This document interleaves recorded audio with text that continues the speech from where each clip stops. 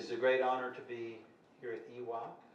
I've been here a number of times. I think actually I've been to Korea 6 times, and I think I've been to EWA every one of those visits, and it's always a great place to come to, and I really do appreciate the honor of being invited. So thank you very much. My talk today is about history, and I'm going to try to make that link in very nicely, or I hope to be nicely, to the talk, our overall theme about the Fourth Industrial Revolution.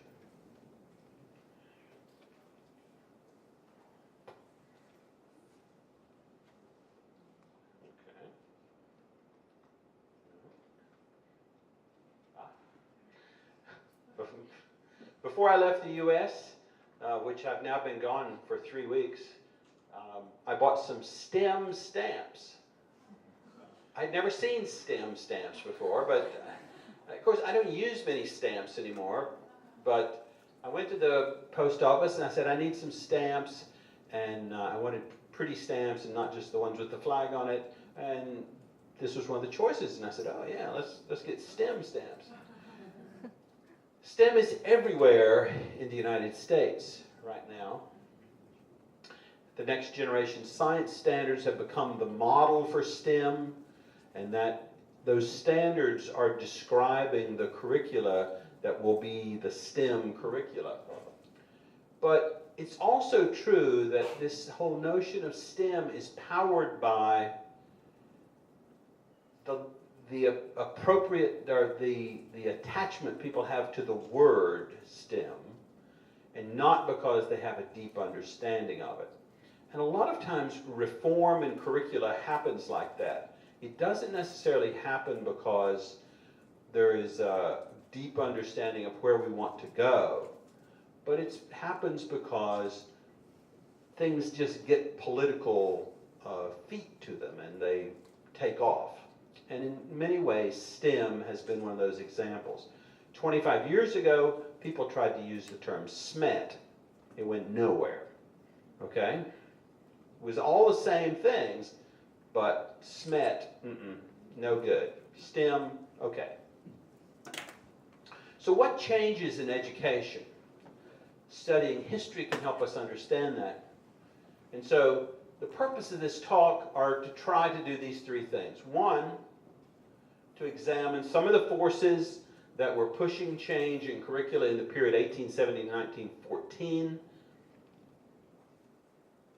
to consider impacts of these forces on curriculum, and to contrast how those forces might compare to the forces influencing curriculum today. Now, if this seems like a terribly long time ago, it's not. You know, once you get to be in your 60s, as I am, you'll think, oh yeah, that's just yesterday. All of my grandparents were born in this period of time, so here are some of the societal forces that were influencing our view of the world during this second industrial revolution. Very rapid industrialization, the beginning of electrification, immense expansion of railway for transportation. We didn't have roads to speak of because we didn't have cars yet, but we had trails for wagons and such. Greatly expanded use of machinery, and greatly expanded use of machinery in agriculture. Now, some people had great insight into what was coming at that time. And I love Henry Adams's biography, which it was published posthumously in about 1914, but Adams wrote of going to the Paris Exposition in 1900, and he was introduced to 2 particular machines there. One was the dynamo, the DC electrical generator. The other was the high-speed internal combustion engine that was being perfected by Daimler in Germany. And what he realized that those 2 machines were going to do was it was going to put enormous amounts of power into the hands of the average person. And power was going to make their lives completely different. And that power might come in the form of vacuum cleaners, it might come in the form of refrigerators, it might come in the form of a car or a farm tractor, but this power was going to become accessible in enormous quantities to every single person. Now, it took a long time for that to happen. On my family's farm, electricity didn't arrive until 1939, but still, Adams saw it coming, and he was absolutely right. And it is in this way that the Second Industrial Revolution very much parallels what's happening today in the Fourth Industrial Revolution. Because in the Second Industrial Revolution, we had electricity coming to homes, businesses, industries. We had internal combustion engines that were going to provide individual transportation on a scale unimaginable. And if you've been out on the streets in Seoul today, you know what that's like. But it's true everywhere you go. I was in Bangkok last week, traffic, huge number of cars, not moving very fast at all. You know, it's true everywhere. But mass transit, air travel, machines for agriculture, recreation, and these things, putting this power in the hands of the average person, is going to do what the Fourth Industrial Revolution does by giving us access to communications and connectivity between not only each other, but between everything. And it's also going to give us access to basically all the knowledge that is known. And I think in my mind, these two are very parallel. Now, it's a very different time, but it's very parallel. There were many forces at work in the second half of the 19th century changing education, and one of those is known as developmentalism. And I think it's very appropriate that developmentalism also is where we see the roots of the learner-centered instruction. This is the purpose of our conference, is to talk about learner-centered instruction. Well, we see that in quotes like this, the very beginnings of that learner-centered instruction.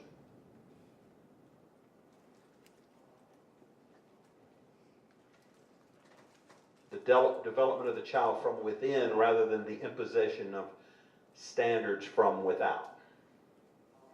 Other forces that were very much at play at this time was nationalism. And the school curriculum was used to support nationalism. Well, where does nationalism come from?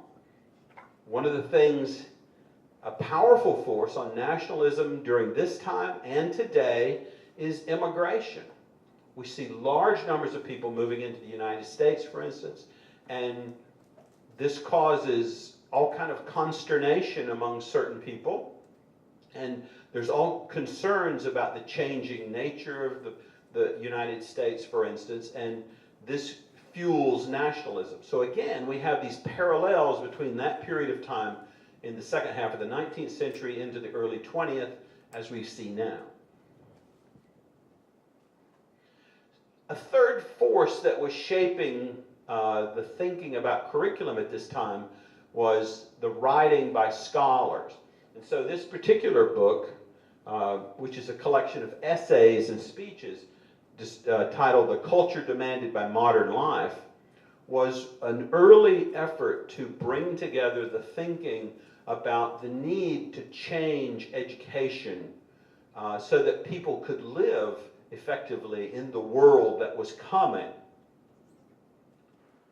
And so the book was put together by E.L. Yeomans, and in his introduction to the book, which was called The Introduction to Mental Discipline in Education, he starts off by saying, all educational inquiries assume that man is individually improvable and therefore collectively progressive. And so with that statement, he starts, this is the thinking that led to the progressive educational reforms that would, begin in the second half, this late 19th century, and continue on well into the 20th century.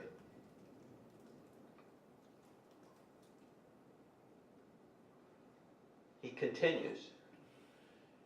In the 1870s, education is limited chiefly to the acquisition of mathematics and of the ancient language and literature, and was shaped ages ago in a state of things so widely different from the present that it has become inadequate to existing requirement. Well, how do we feel about that today? We see that this fourth industrial revolution is happening, and it's very much underway with all these devices, and every one of us has one of these devices with us, and we're all linked together as a result. And is the education of today that was created at some previous time inadequate for the time? Now, in his case, he was complaining about the fact that much of what happened in education was memorizing Greek or Latin or something like that. But the issue is really quite parallel to today, and we have to decide what is the appropriate education. We have to decide if we can. So he says, you know, there are new truths, new ideas of religion and government, new revelations of man's powers and possibilities. Nobler expectations of his future has arisen.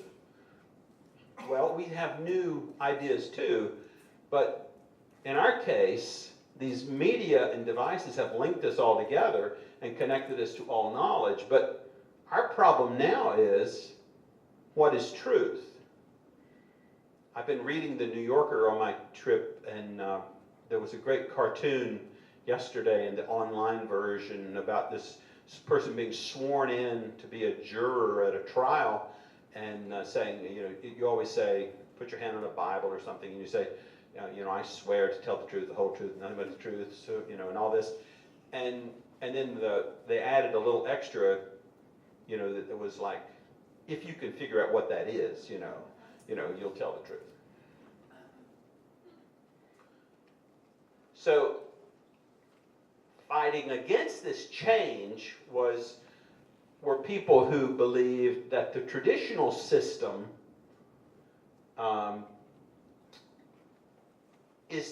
is the best thing, and that the effort to change it is a, quote, unreasoning clamor of a restless, innovating age which wholly misconceives the true aim of higher culture and reduce everything to a standard of low and sordid utility. And thus we have this problem in education of how much basic knowledge should we gain and how much should be applicable to some practical means or practical job or whatever that we're going to be doing in the near future. So regarding sordid utility, Yeoman says, they maintain that the purpose of a liberal education is not to prepare for a vocation, but to train the intellectual faculties. Well, again, we have this dilemma. How much should be training our faculties? How much should be something that we can actually apply? Now, the term, I had a discussion last night at dinner about the term liberal education, and this is the definition of liberal education. And we don't really have time to read it all. But basically, it gets you education about the broader world as well as specialization in a field of your choice. And it gets you skills of not only just memorizing things, but also problem solving and skills that you can apply widely. This concept of liberal education is very much central in American higher education in particular. But Yeomans sort of says, you know, the real issue here is we need teachers who can understand the objects of nature and of the nature of the young pupil. And there again we see a call for learner-centered. We have to know something about our learners in order to really teach them. Well, of course, Yeoman's path is through the sciences, and we have to decide today, you know, whether the sciences are perhaps more important than ever. because the study of science does give us a way to evaluate truth, to evaluate facts. At this time in America, there was, in the early 20th century, there was a movement to make everything in education very, very scientific. And we're going to have to decide whether that's the appropriate thing to do now. There was a fourth force, which is particularly appropriate to be here at Ewha Women's University, and that is the notion of what role women played in the addition of science to the curriculum. And Beth Tolley wrote a great article in '96 and then wrote a book about science is for women, the classics are for men, in which she makes the case that one of the main reasons science came into the curriculum was because it was added to the curricula of schools just for women first. And so that's another big factor in the role, in how science came to play a role. So anyway, we get along into 1890s and we have what's known as the Committee of 10 report, and the Committee of 10 is an attempt to really overhaul the curriculum, because a lot more people are going on to college, a lot more people are finishing high school and so forth. And so the change was to change everything in the curriculum. All these 9 areas were going to be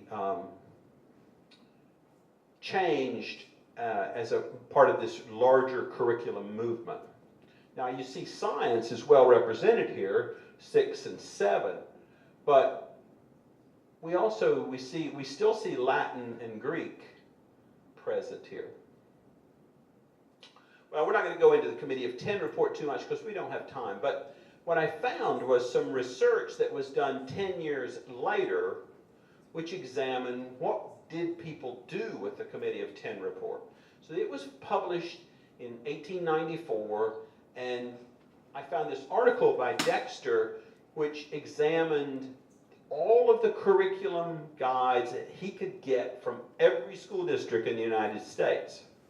Now he got old ones and he got new ones, so he got some from 1894, he got 80, he got every one he could find, and he got 160 from 1904, and he examined how curriculum guides had changed as a result, or in this 10-year period after the publication of the Committee of 10 report.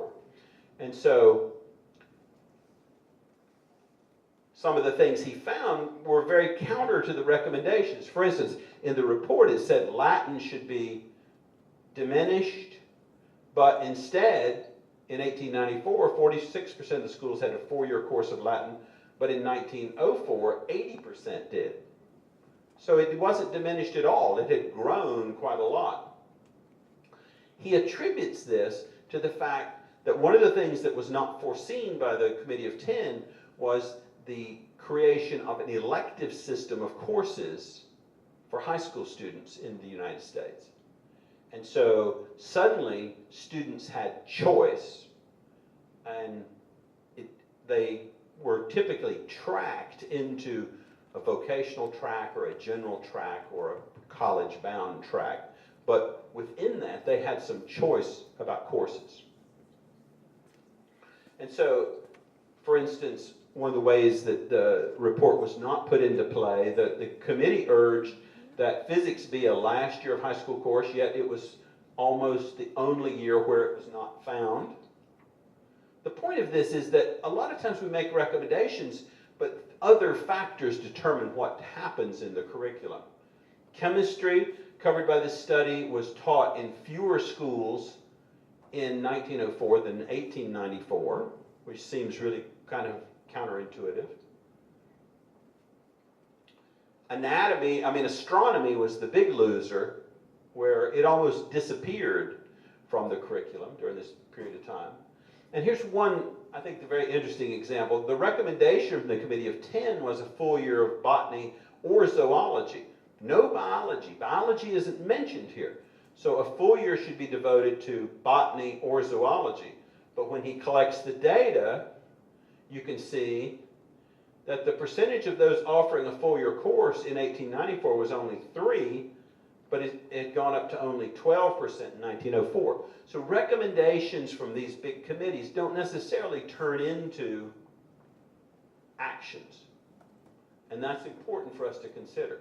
One of the reasons with regard to botany and zoology was that suddenly we had a book of biology that had been published in 1876, and this became the norm in all schools. Botany and zoology disappeared. So the purpose of this talk was to explore some of the forces impacting curricula and to contrast those to forces compared to today. And so one of the articles that I found years ago that I really love that helps us do that is this one. And this PowerPoint is going to get uploaded to the website, and you can get this if you'd like. But the progressive ed movement, which we said, Yeomans had this talk, this statement about people were progressive and improvable, and therefore that was the idea of the progressive education movement. But as soon as the progressive education movement gets going, it splits into two groups. We have the pedagogical progressives and the administrative progressives. Well, those of us who believe in learner-centered instruction fall in the group with John Dewey, who are the pedagogical progressives. And the ideas of pedagogical progressivism I've got listed here. So we have basing instruction on the needs of the child, teaching students the skills they need in order to learn any subject, promoting discovery and self-directed learning. So these ideas have been around for a very, very long time. It's wonderful that they have persisted, but they haven't persisted as well as we want them to, because it's clearly not the primary way that students are taught. The winners in the battle were really the administrative progressives, and these people tended to be the principals, the school administrators. And so their message was, we can run the schools more efficiently, we can test, we can create, we can understand the outcomes, we can Americanize the children of immigrants, we can provide students with skills and attitudes they need to perform in society. So this was a very easy message to sell to politicians which govern the schools. Secondly, it was utilitarian, whereas the pedagogical progressive movement was very romantic in its notion of helping nurture the child and doing all these things that would bring them along at their own pace and let them discover themselves. And a lot of people just didn't see that as realistic. The administrative progressives argued their agenda stood on the authority of science. Dewey quit being an educator and moved over almost entirely to philosophy in this period of time, and that was another reason that the pedagogical progressives lost. And finally, the administrative progressives focused on the management of schools and structure of curricula, gave them an important power advantage. They were the ones in charge, and the teachers weren't. And that has persisted to this day, at least in American schools, and I think also in Korean schools and most other schools around the world. Administrative progressivism puts priority on learning particular subject matter instead of learning to learn. It elevates the interests of society and of school administrators over the interests of students. And that's why we've gotten to where we've gotten in many ways. But it's also the story that we failed to really sell, to make the case for pedagogical progressivism. And one of the reasons was it was so hard to measure the outcomes. And the administrative progressives said, oh, here's a test, and we can use this test, and that will tell us the outcomes. And that's an unsatisfying answer, at least for me. I want to show you one other example, and then I will quit. In the year 2000, this book was published, Inquiry in the National Science Education Standards, as a way of helping educators know how to use inquiry to fulfill the goal of the National Science Education Standards, which had been published 4 years earlier in 1996. And it produced this table, which you probably can't read, but down the side right here,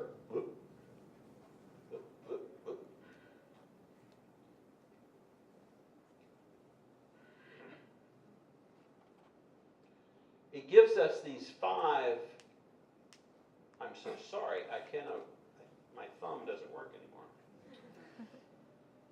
It gives us these 5 dimensions of inquiry, okay? Learner engages in scientifically oriented question. Learner gives priority to evidence. Learner formulates explanations from evidence, okay?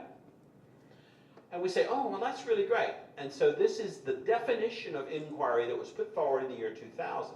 But if we look in the literature, the scholarship of our field, in particular in science education, we can find this article from Moncrief, 1903, published 97 years earlier. And if we read Moncrief's article and we compare it to what's in Inquiry in the National Science Education Standards, we can see that there is basically, for everything in the National Science Education Standards, there is a parallel need stated in Moncrief's article from 100 years before. Now, this may seem like the most pessimistic message ever to give at a conference, but the fact is, it is extremely difficult to get schools to truly be learner-centered. It is extremely difficult for the actions that happen in classrooms to be learner-centered. And as we move forward into this 4th industrial revolution, where all of us are connected and there's no need to memorize things because we can find it immediately, we really need to think very seriously about what our curriculum looks like and what it means to learn and what it means to assess and document that learning. Because if we don't, we're just going to create more and more challenges for rote memorization, which are not going to result in the meaningful learning that our students really need. And at that point, I'll stop. Thank you.